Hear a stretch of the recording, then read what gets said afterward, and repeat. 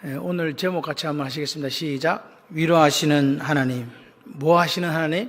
위로하시는 하나님. 지금 이제 지난 시간에 서론 부분과 약간 말씀을 드렸듯이 스가랴서 선지자와 학개 선지자가 활동한 때가 비슷합니다. 비슷한 2달밖에 차이가 안 나는데, 학개 선지자는 막 야단을 쳐요. 왜? 포로되었다가 70년 만에 돌아와가지고 성전 터만 잡아놓고 성전 공사가 중단돼 버렸거든요. 16년 동안 중단됐는데, 그럼 그때 사람들이 뭘 했냐? 자기들이 먹고 살려고 그렇게 살았다는 거예요. 편백한 집을 짓고, 막 요즘 같으면 맨션 짓고, 막 하나님의 성전은 허물어져 있는데, 그렇게 살았던 사람들에게 다시 일어나서 성전을 건축하라, 이렇게 하던 선지자가 학개라면, 오늘 여기 스가랴 선지자는 학개 선지자하고 조금 다릅니다. 그 선지자는 오히려 8개의 환상, 지금부터 8개의 환상을 쭉 하룻밤 사이에 보여주면서 백성들을 위로하는 거예요. 뭐 한다고요? 위로하는 거예요. 그러니까 동료도 위로해. 사실은 야, 합시다, 이렇게 합시다, 저렇게 합시다도 위로인데, 또 뭐예요? 그들의 처지와 형편을 이해하고 그들의 등을 두드려주고, 그죠? 그러게 여기 보시니까 뭐예요? 3절에 선한 말씀, 위로의 말씀, 선한 말씀, 위로의 말씀, good and comforting word라고 할 수 있는 이런 말들을 하는 거예요. 누가? 하나님께서. 누구에게? 여러분, 왜 위로의 말씀이 필요하고 왜 좋은 말이 필요해요?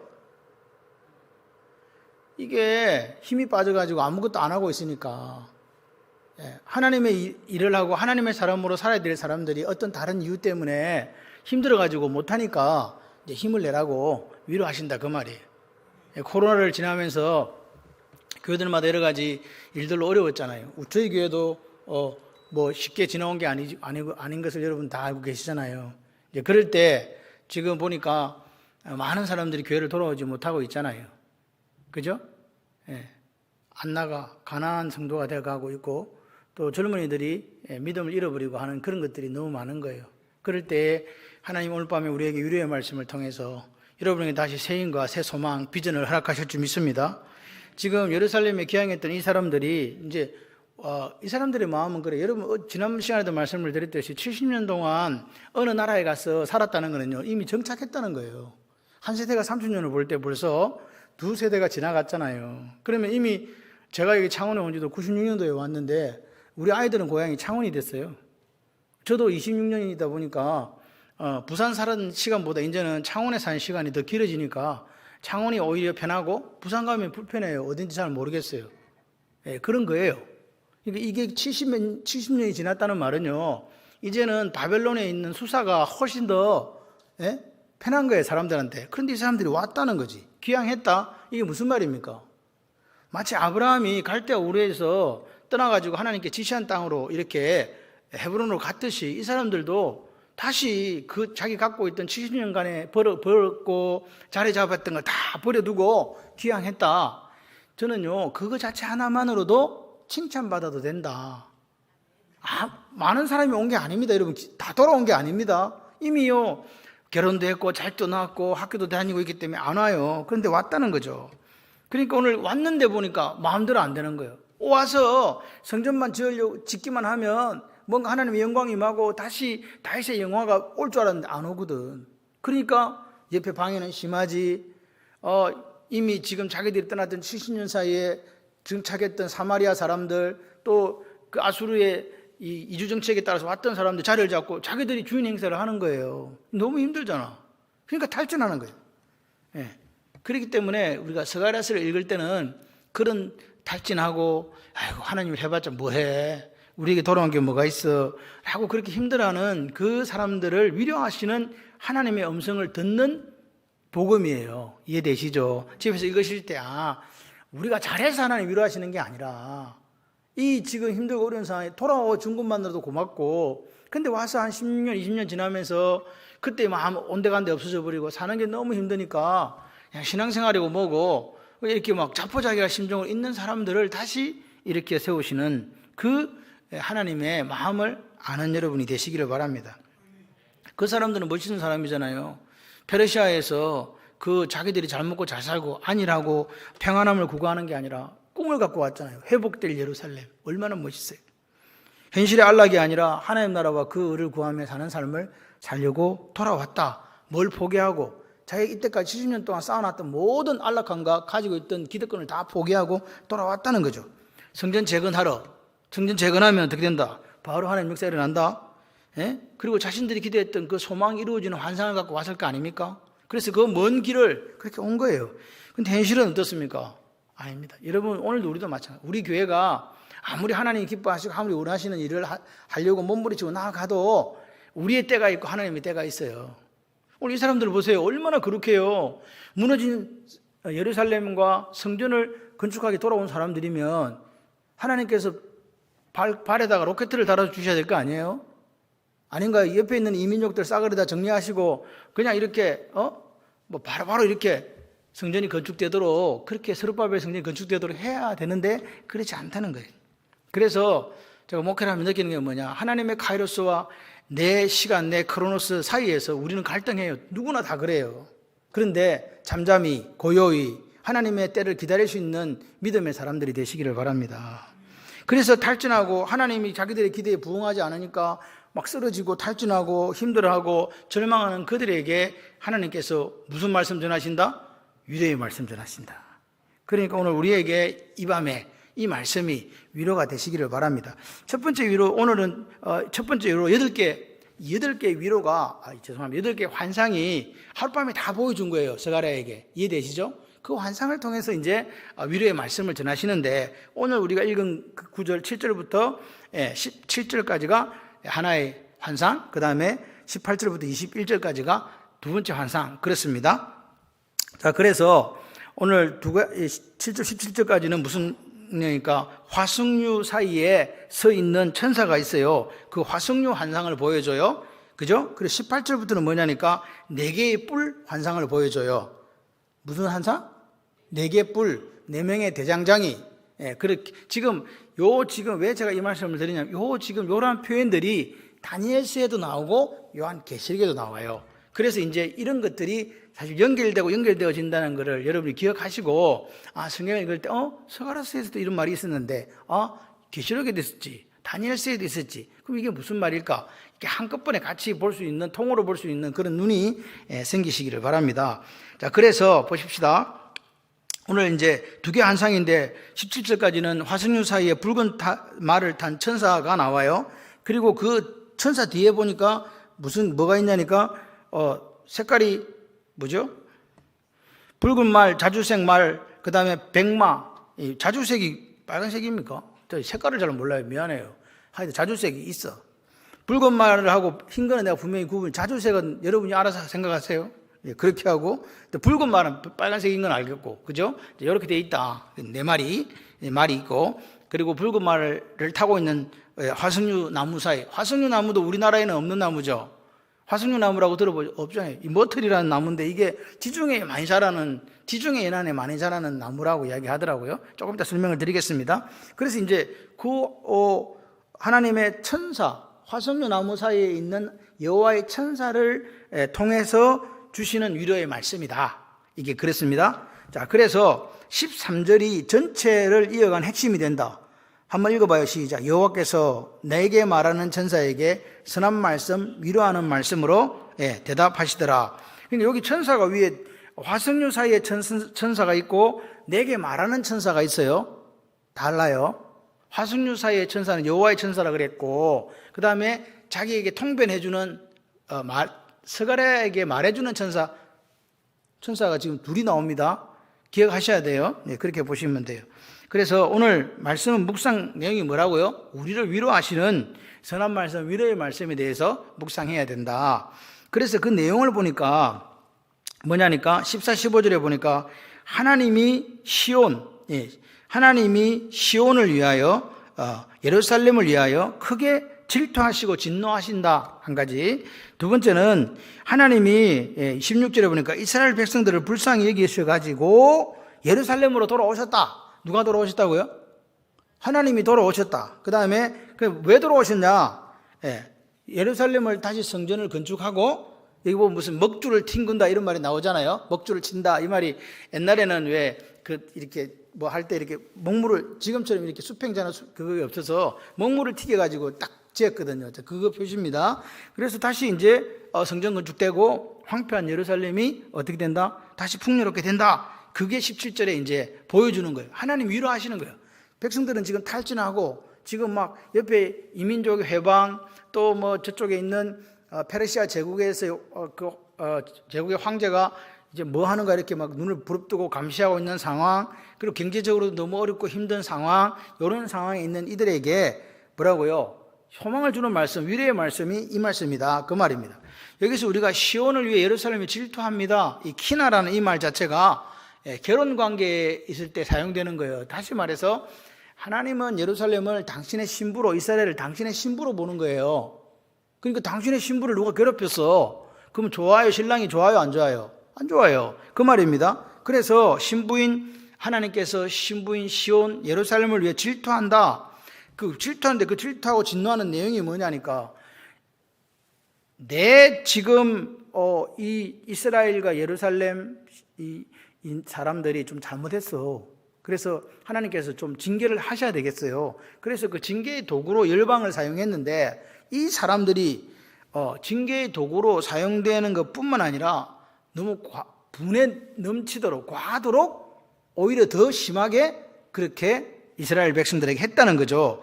그래서 진노한다 이 말입니다. 내가 너희들에게 징계의 채찍으로 너희들을 썼지만 그렇게까지 과하게 하라고 한 게 아닌데 너무 심하게 했다 이 말입니다. 여기 보면 안일한 여러 나라라는 말이 안일한 생활을 즐기는 이방 나라들 이렇게 보시면 됩니다. 그들이 그렇게 했다. 그래서 선한 말씀, 위로의 말씀을 하시는데 뭐라고요? 조금 전에 말씀드렸던 거, 하나님이 질투하시고 진노하시고 그리고 예루살렘을 회복하시고 돌아오셔서 그리고 성전을 건축하게 하고 사람들을 풍요롭게 해주겠다, 이 이야기를 하시는 거죠.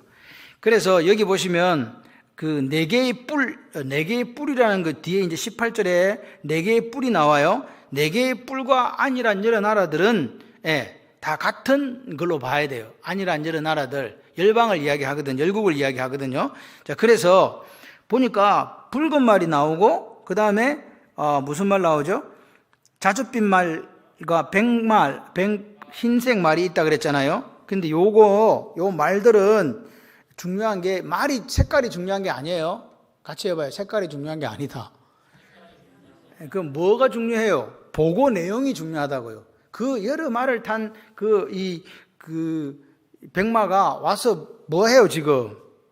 보고한다, 보고하는데 뭐라고요? 온 땅이, 뭐라고요? 우리가 땅에 두루 다녀보니 온 땅이 평안하고 조용하더라. 그거 보고한 내용이 중요하다고요. 말 색깔이 무슨 색깔이냐가 중요한 게 아니에요. 그런데 봐봐요. 우리가 살아가면서 우리나라가 평안하고 조용하다. 좋아요, 안 좋아요? 좋아야 되잖아요. 근데 왜 온 땅이, 그러니까 페르시아 제국 전체가 평안하고 이렇게 행복하게, 지금 보니까 뭐 rest and in peace라고 되어 있거든요. 평화가 막 넘쳐나고 막 사람들이 다 그냥 이렇게 행복하게 살고 있는 거예요. 근데 이게 왜 이 귀양민들에게 실족거리가 되냐 이 말이에요. 귀양한 사람들한테는 왜 이 보고가 오히려 마음이 더 낙담하게 만들고 더 자기들을 실족하게 만들고 실망하게 만드는가? 우리는 그 당시에 정세를 조금 이렇게 살펴볼 필요가 있어요. 고레스 칙령으로 의해서 스룹바벨과 여호수아 대제사장 중심으로 이렇게 오게 되는 그 상황 속에 지금 고레스가 죽은 뒤에 황제가 캔비스거든요. 캔비스 황제가 왕을 이었는데, 그 당시에 이 페르시아 제국은 바벨론 제국이 이렇게 다스리고 있던 그 지역에 플러스, 그러니까 이미 근동의 넓은 지역을 다 차지했고 이제 거기다가 이집트까지 지배하는 대제국이 된 거예요. 캔비스 황제 때. 그러니까 이제 그리 됐으면 이게 이제 캔비스 때 아무 문제가 없어야 되는데, 캔비스가 이집트 원정에 돌아오고 있는데 반란이 일어난 거예요. 수도 수산에서. 누가 자기 행이라는 사람이 살해된 행이라고 말하는 이 가우타마라는 사람이 자기가 거기서 왕으로 등극하면서 황제 자리에 앉아버렸다는 거죠. 그랬는데 역사에서도 이거는 모릅니다. 캔비스가 그 소식을 듣고 자살을 해버려요. 이유도 없어. 왜 죽었는지도 몰라. 예, 스스로 목숨을 끊었는데 그때가 522년, BC 522년이에요. 그러니까 유다 백성들이 생각할 때는 이야 맞다 하나님의 예언이 맞지. 봐라 열국이 지금 이제 하나님의 징계받아가지고 저 봐라 황제도 지금 죽고 이제 드디어 하나님이 일하시고 개입하시고 열방들이 우리를 괴롭힌 열방 나라가 자멸의 길을 가는구나 이렇게 막 생각하고 쾌재를 부르고 있었는데 그 뒤에 상황이 진행이 좀 이상한 거야. 그렇게 이 가오타마라는 사람이 황제가 되고 난 뒤에 바로 누가 황제로 자기를 선포하냐 하니까 히스탑 왕족 출신인 다리우스, 우리 다리우스는 다리오 아시잖아요.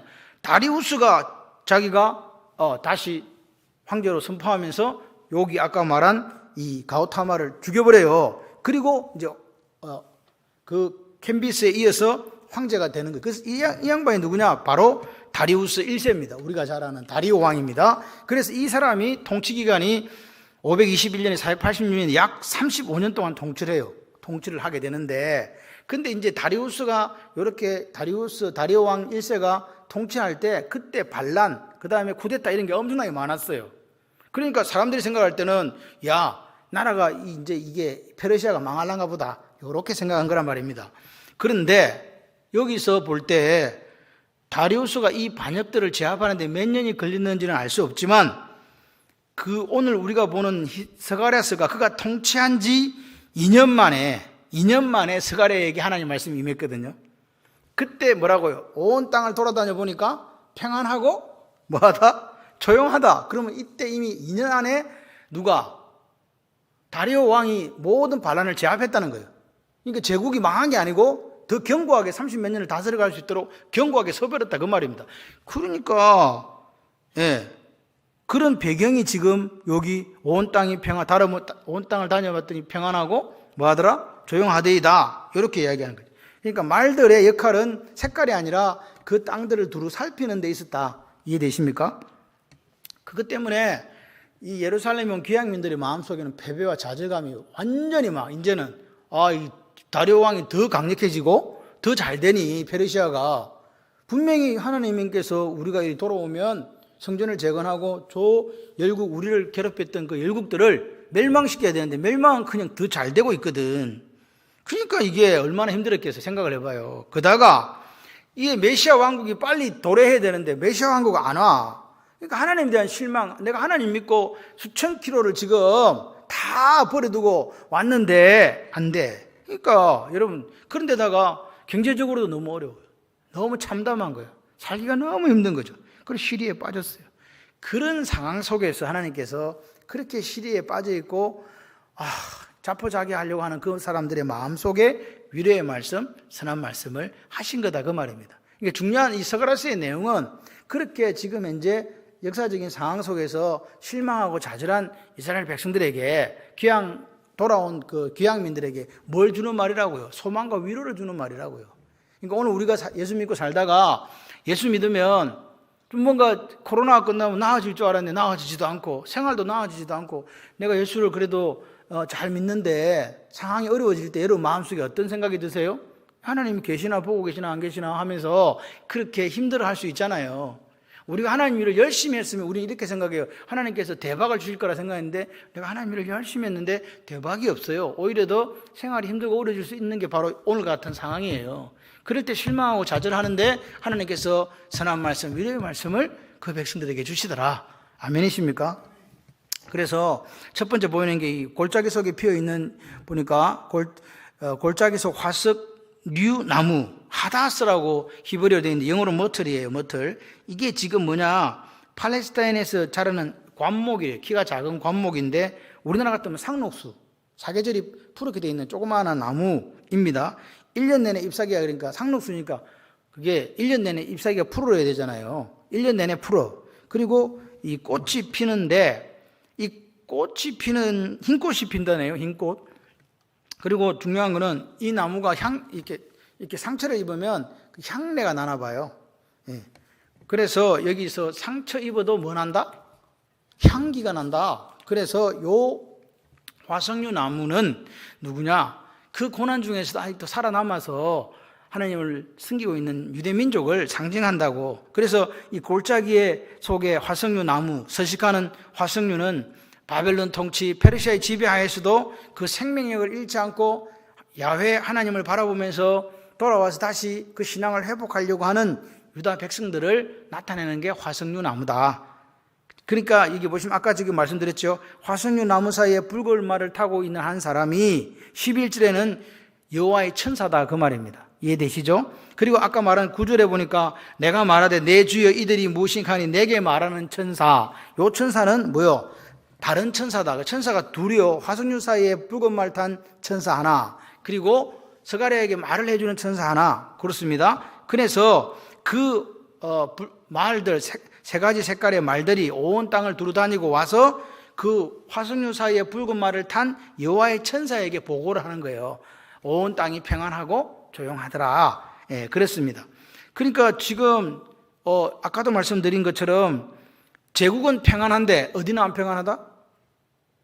페르시아 제국은 평안해졌는데 유다와 예루살렘은 성전 건축이 지금 중단돼 버렸잖아요. 몇 년 동안, 16년 동안. 그리고 지금 안에 있는 이방 족속들로부터 계속 방해받고 계속 힘들어하고, 그리고 모욕과 그 사람들에게 그런 수치를 당하고 있는 상황이라고요.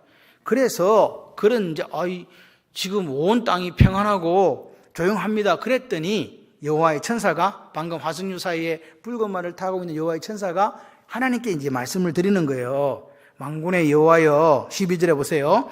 언제까지 예루살렘과 유다 성읍들을 불쌍히 여기지 아니하시겠습니까? 노하신 지가 벌써 70년이 되었습니다. 이렇게 이야기를 하는 거죠.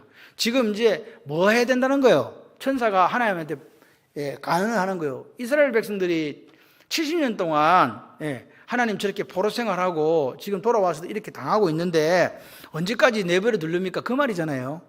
오늘 여러분의 신앙생활 한번 보세요. 내가 하나님 앞에 평생을 예수 그리스도와 복음을 살아왔는데 뭔가 되는 게 없어요. 그럴 때 여호와의 천사가 뭐라고 얘기한다고요? 저 집사님 평생을 예수 믿고 자녀들을 위해서 기도하고 교회를 위해서 헌신하고 충성했는데 하나님 언제까지 내버려 두실랍니까? 불쌍히 여기시는 게 맞지 않습니까? 제 말 지금 이해되십니까? 그 이야기를 지금 하는 거죠. 그래서 7절부터 12절까지는 그 시대에 대한 설명이에요. 그 시대가 평안하고 조용했다. 아까 말한 고레스, 캔비스, 그리고 이 다리오 왕으로 이어지는 이 시대를 지금 이야기해주고, 그리고 스가랴가 첫 번째 본 환상을 이야기해준다. 그런데 여기 중요한 말은 붉은 말, 그 다음에 무슨 화석류 나무, 이게 중요한 게 아니고, 같이 해봐요. 선한 말씀, 위로의 말씀. 이게 제일 중요한 거예요. 하나님이 그들에게 뭐 이해했다? 위로의 말씀을 해주시다. 이게 중요한 거예요. 너희들이 하고 있는 일이 지금 예수를 믿고 그리스도에 속한 사람으로 살아가는 그게 잘한 일이다. 지금 잘하고 있는 거다. 뭐 잘 안 된다고 그렇게 힘들어하고 낭망하고 좌절하지 마라. 그 이야기를 지금 하시고 싶은 거예요. 그러니까 오늘 하나님이 묻는 여호와의 천사에게 대답해 준 게 핵심이다.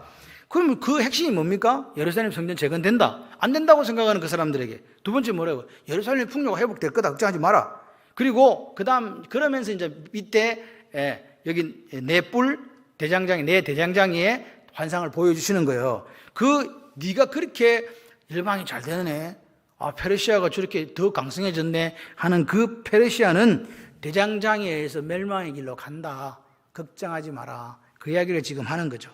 그래서 오늘 하나님은 우리에게도 똑같이 동일하게 코로나 3년을 지난 우리에게나 지금 70년간의 그들이 갖고 있던 페르시아에서 모든 걸 포기하고 돌아와서 하나님 전을 지으려고 했던 그 사람들에게나 동일하게 그들의 수고, 그들의 믿음, 그들의 아픔에 대해서 위로해 주시는 하나님을 만나셔야 돼요.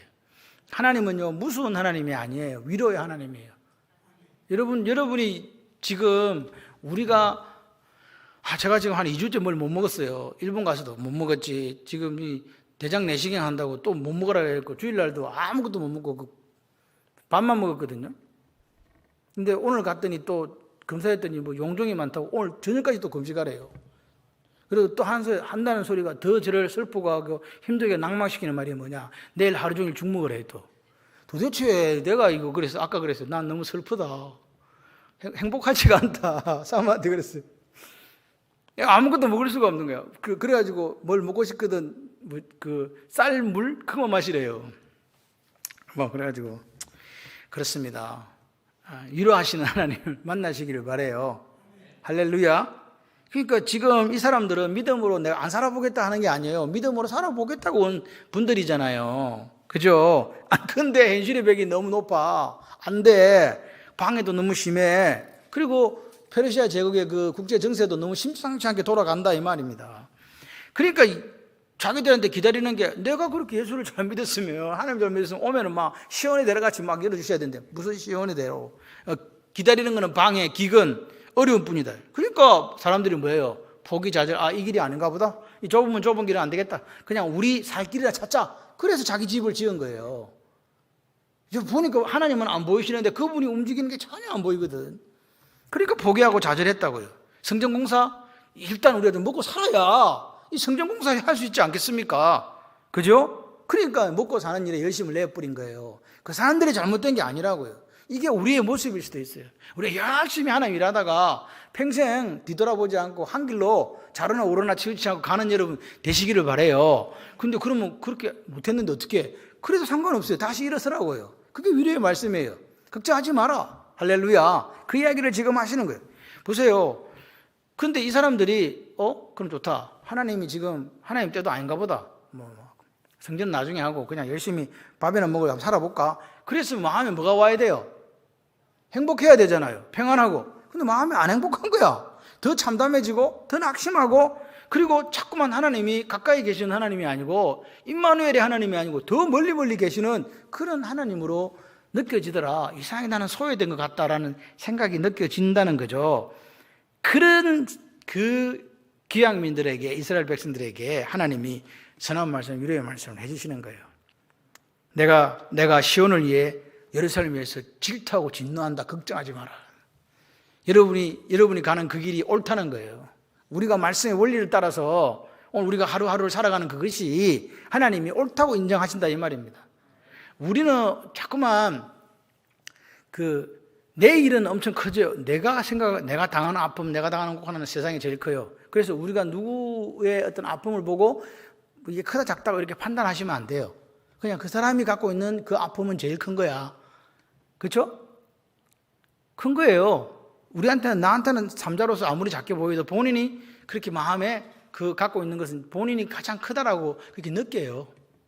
그래도 우리가 할 수 있는 게 뭘까요? 근데 위로가 잘 안 돼요. 그죠? 그래서 위로하기가 참 사실 힘들어요. 위로는 하긴 해야 되겠는데 그 사람이 내가 하는 위로가 이게 위로가 안 돼. 그런 경우 많습니다. 우리는 위로한다고 하는데 힘을 내세요. 근데 힘을 낼 수가 없어. 그때 누가 위로하셔야 된다? 하나님의 진정한 위로와 사랑을 경험하는 여러분 되시기를 바라요. 세상에서 위로해 줄 사람 아무도 없어. 하나님 외에는 안 계세요. 그래서 보십시오. 오늘 질투하신 하나님이 그 안일한 열국에 진노하시는데 그게 뭐 때문에 그랬다고요? 그들을 징계의 채찍으로 사용했지만 오히려 자기들의 마음대로 더 과하게 이스라엘 백성들을 그렇게 괴롭히고 더 고난을 더했기 때문에, 자기들 힘과 소욕대로 이스라엘 백성들이 고난을 주었기 때문에 하나님께서 그 열국을 어떻게 한다고요? 진노한다 이 말은 심판하신다는 말입니다. 이해되시죠? 그러니까 하나님의 의도보다 지나치게 행했던 열국, 즉 바벨론과 페르시아 그리고 기타 나라들에 대한 이야기가 이제 좀 있으면 나옵니다. 그리고 그 다음에 16절에 보니까 뭐라고요? 하나님의 집을 성전 건축이죠. 유다 백성들이 이 열국에서 유다로 돌아올 뿐만 아니라 누구도 같이 왔다? 하나님도 유다로 돌아오셨다. 아멘. 그러니까 오늘 하나님께서 오늘 우리가 예수 믿는 그리스도에게 속한 사람들로 살아가는데 하나님이 우리와 함께 하신다. 믿으시면 아멘. 그렇습니다. 그러니까 하나님이 함께 하실 것이기 때문에 성전 건축은 반드시 된다. 걱정하지 마라. 그 이야기를 하시는 거죠. 성전을 위한 먹줄이 쳐질 것이다. 그렇게 위로 말씀하시는 거예요. 우리는 안 된다고 생각하는 거예요. 이래가 안 돼. 이래갖고 뭐가 성공하겠나? 이래가지고 뭐가 일이 되겠나? 그렇게 했는데 하나님은 걱정하지 마라. 내가 너희들과 함께 있고 성전 먹줄이 쳐지도록, 다시 말해서 성전이 건축되도록 하겠다.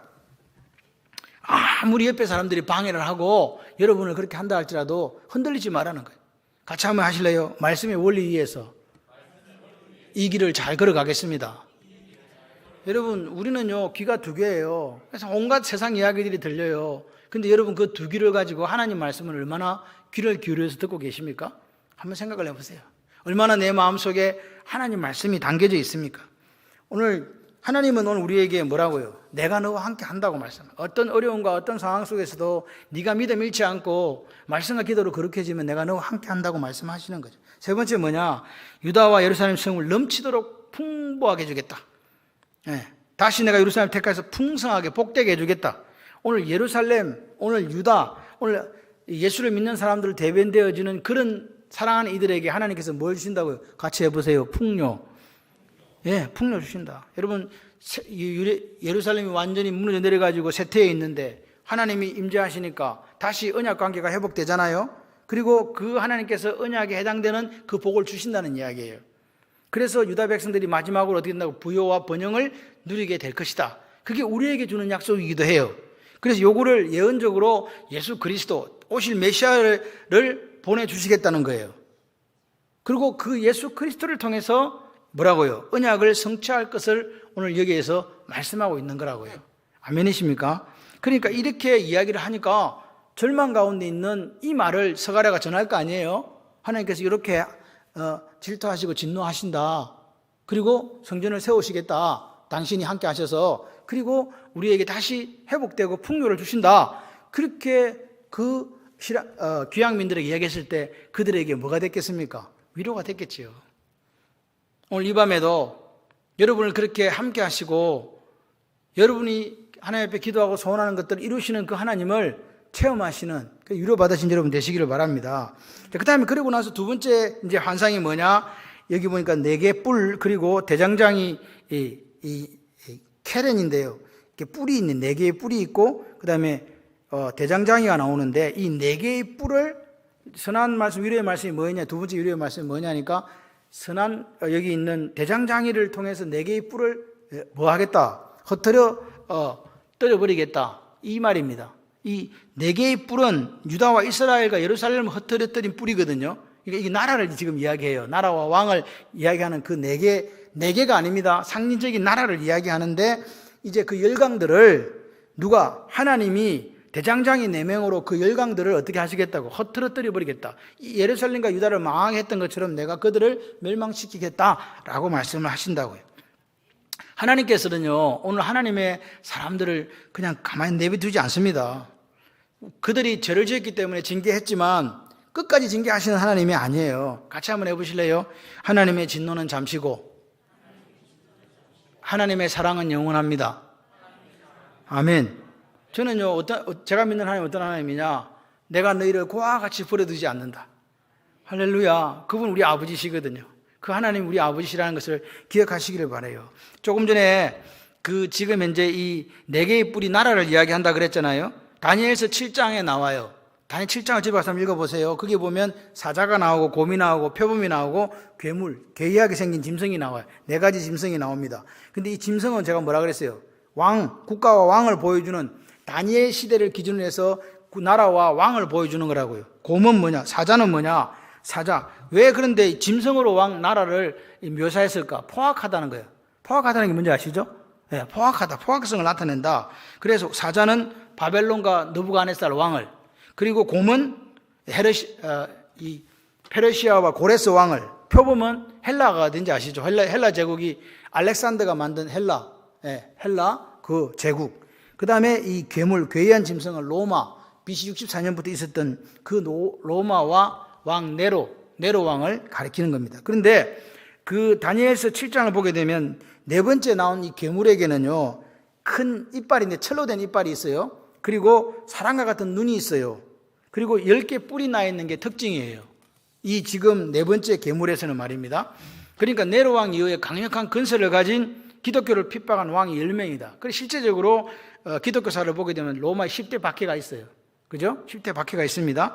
그런데 중요한 것은 뭐냐? 다니엘서가 우리에게 보여주는 게 뭐냐? 그러나 옛적부터 항상 계신 인자 같은 이가, 이 누구예요? 예수님이죠. 부뜩 생각난 인자 같은 이 딱 나오잖아요. 하늘로부터 와서 영원한 권세로 견고한 나라를 세울 것이다 라고 다니엘서 7장 13, 14절에 이야기해요. 지금 보세요. 이렇게 견고한 나라들이 있는데 이렇게 포악하고 힘으로 도저히 당해낼 수가 없을 것 같은데 누가 와서, 예수님이 와서 뭐라고요? 나라를 다시 세운다. 그러니까 그 다니엘 시대의 사람들에게 위로의 말씀, 선한 말씀이 된 거예요. 이해되시죠? 그리고 이 지금 짐승에 대한 이야기는 요한계시록에 나오잖아요. 13장에 나옵니다. 바다에서 올라온 짐승, 땅에서 올라온 짐승 나오잖아요. 근데 바다에서 올라온 짐승이 표범같이 생겼어. 공과같이 생겨서 사자와 같이 생겼어. 10개 뿔 가지고 7개 머리 가졌어. 10개 뿔에는 멜류관이 있고 7머리에는 참남된 이름들이 있더라. 이렇게 이야기해요. 그런데 그 머리 중에 하나가 죽어버려서 다시 살아나니까 사람들이 그를 섬기더라. 그러니까 12장의 용원 사탄이잖아요. 사탄이 권세를 바다에서 올라온 짐승에게 줘요. 그 권세를 받아서 3년 반을 이제 다스리는 그 우리 말한 7년 대환란 중에 전반기 환란을 당하는 것을 이게 보여준다고요. 하나님을 회방하는 일을 하죠.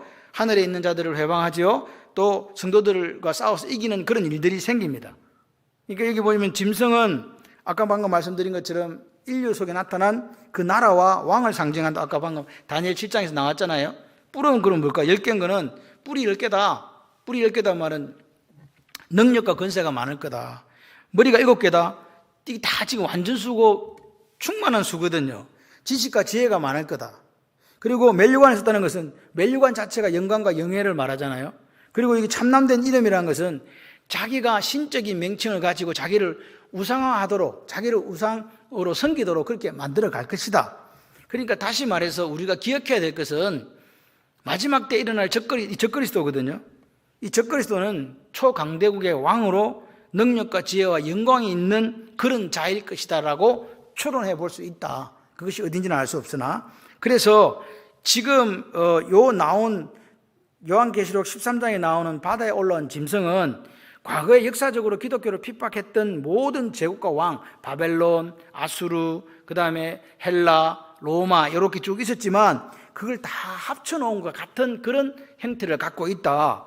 그런데 요한계시록 13장 10절에 사로잡는 자는 사로잡힐 것이요 칼로 죽이는 자는 자기도 마땅히 칼에 죽으리니 성도의 인내와 믿음이 여기에 있느니라.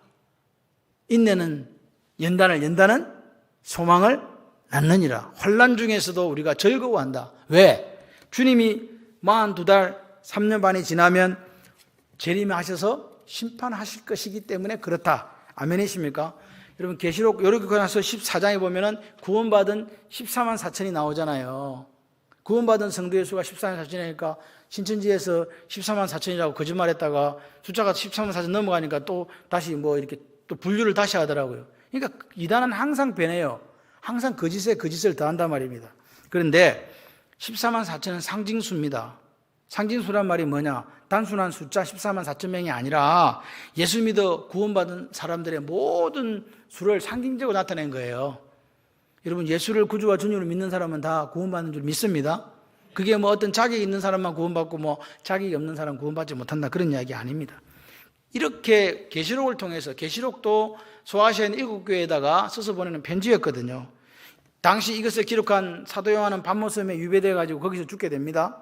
그리고 죽은 게 아니라 다시 나중에 이제 풀려나가지고 에베소 가서 교회에서 죽게 되는데, 그때 그 유배 생활하는 요한, 그리고 그 편지를 하나씩 받아서 그 십자가 길을 걸어갔던 고난 속에 있던 그 초대교회 성도들에게 뭐가 됐겠어요? 이런 말들이 위로가 되지요. 소망이 되죠.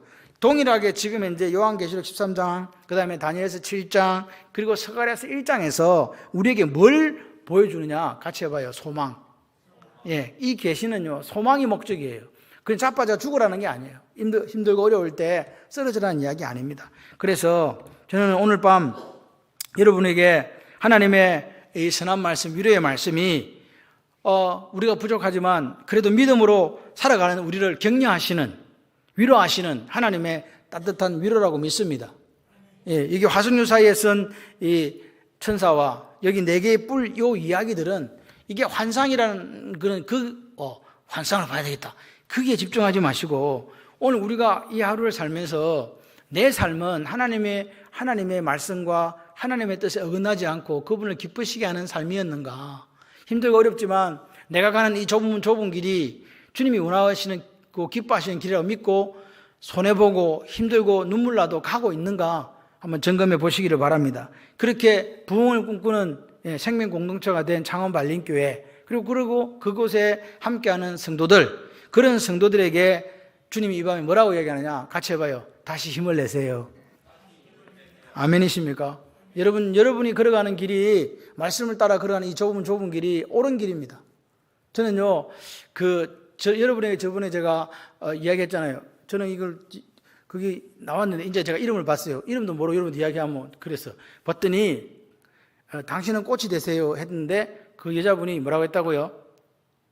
저는, 기억 안 나세요? 저는 불꽃입니다. 그러더라고요. 그러니까 그 남자가 누구냐? 유진초인가 그렇더라고. 그 여자 이름을 알아봤더니 고애신이라더라고요. 그래서 그 맹문 사대부가에 곱게 자란 그 아가씨에게 굳이 이 길 가지 말고 꽃처럼 그냥 아름답게 행복하게 살아라 했더니 자기는 뭐가 된다고? 불꽃. 그리고 그게 마지막 결론이 뭐냐니까 다 죽어요. 살아남은 사람은 불꽃으로 살겠다고 했던 그 여자 한 사람만 살았더라고. 그리고 그 마지막 결론이 뭐였냐? 저는요, 어떤 목사님의 설교보다 그 여자분이 한 한마디의 말에 저 감동했어요. 그게 뭐냐? 잘 가요, 동지들. 독립된 조국에서 See you again. 그 말씀이 저는 어떻게 들리냐니까, 우리가 이 땅에 살면서 예수와 복음으로 이렇게 동지로, 우리가 지체로 이렇게 살아가다가 죽으면 어떻게 된다? See you again인데 어디서? 영원한 나라에서. 저한테는 그렇게 들리더라고. 잘 가요, 동지들. 영원한 나라에서 See you again. 우리가 선교사로, 또 목사로, 또 성도로 이 땅에 살아가잖아요. 여러분이 가는 길이 옳은 길이에요. 우리가 마지막 날에 이렇게 이야기하면 좋겠어요. 잘 가요, 동지들. 영원한 천국에서 See you again. 아멘이십니까? 그 정도로 말할 수 있는 저와 여러분이 되셨으면 좋겠습니다. 우리가 가는 이 길, 우리 교회가 추구하는 방향은요, 사실 쉽지 않습니다. 말씀과 기도로 그렇게 진다는 게 다른 것보다 어려워요. 그런데 여러분들이 잘 이렇게 같이 와주셔서 감사하고, 또 제가 하는 이 목회가 말씀과 기도로 그렇게 진다. 말씀으로 사람이 변한다. 말씀으로 우리가 가야 된다는 이게 하나님이 원하시는 길이라고 저는 믿기 때문에 포기하지 않고 그냥 가요. 그래서 여러분에게 제가 이렇게 함께 부탁드리고 싶은 것은 저는 다리 이렇게 세워서 곧게 믿음의 길을 같이 걸어가는 저와 여러분들이 되기를 소원합니다.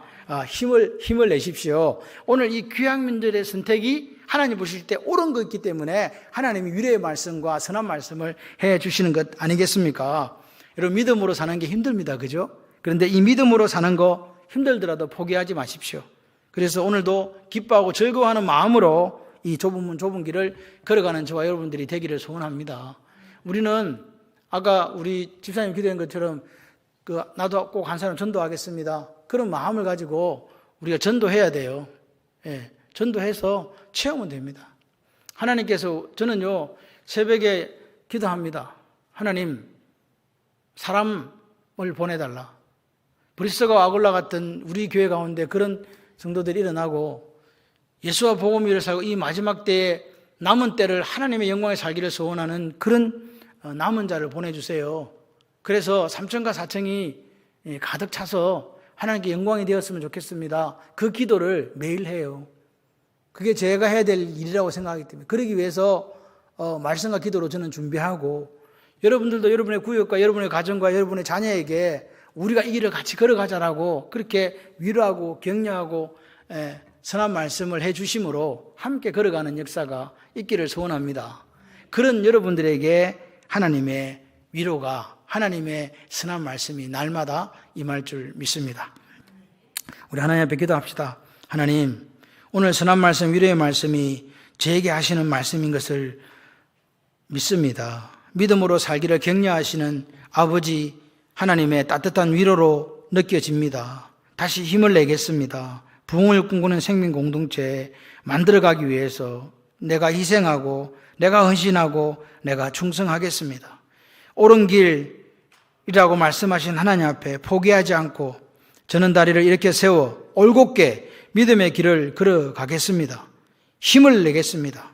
하나님, 힘들고 어렵더라도 포기하지 않게 하시고 오늘도 기껍고 즐거운 마음으로 이 좁은 문 좁은 길을 걸어가는 인생이 되도록 역사하여 주셔서 이 땅에 사는 날 동안 하나님의 기쁨과 하나님의 자랑이 되는 삶이 되도록 역사하여 주시옵소서. 우리 다 같이 동성으로 기도합니다. 하나님 감사합니다. 하나님 고맙습니다. 오늘 종말을 살아가는 우리에게 소망을 갖게 하시는 하나님, 위대의 말씀, 선한 말씀을 귀양민들에게 해주시는 아버지 감사합니다. 우리가 가는 이 길이 옳은 길이 맞다고, 말씀과 기도로 그렇게 해지고 이 시대 속에 하나님의 영광에 사는 것이 맞다고 그렇게 말씀하신 하나님 앞에 내가 부족하지만, 다리도 절고 잘 걷지도 못하지만 다시 일으켜 세워주시는 하나님의 능력을 고대합니다. 그래 올곧게 이 믿음의 길을 걸어가라고 말씀하시는 하나님 앞에, 위로하시는 하나님 앞에 다시 하나님 이 길을 걸어갈 수 있도록 임재하여 주시고 동행하여 주시옵소서. 힘과 능력을 다하여 주시고 힘들더라도 포기하지 않고 말씀의 원리를 쫓아서 말씀이 아닌 것에 눈두지 않게 하시고 말씀이 아닌 것을 듣지 않게 하시고 기꺼운 마음으로 주님이 걸어가셨던, 처음으로 걸어가셨던 이 좁은 문 좁은 길을 걸어가는 사랑하는 온 성도들이 되고 부족한 종이 되도록 역사하여 주시옵소서. 주님 다시 오시는 날, 그 날까지 쉬지 않고 전진하는 교회가 되게 하시고 부흥을 꿈꾸는 생명공주자가 되게 하시며, 오늘 3층과 4층에 하나님 브리스가 아울러 가득 차는 그 놀라운 역사가 있어 하나님의 군대로 하나님의 사람들로 가득한 교회 삼아 주시옵소서. 마귀가 우리를 흔들려고 할 때 말씀의 무장에서 흔들리지 않고 이기고 승리하는 사랑하는 성도들의 삶이 되도록 역사하여 주시옵소서. 예수님 이름으로 기도드립니다. 아멘.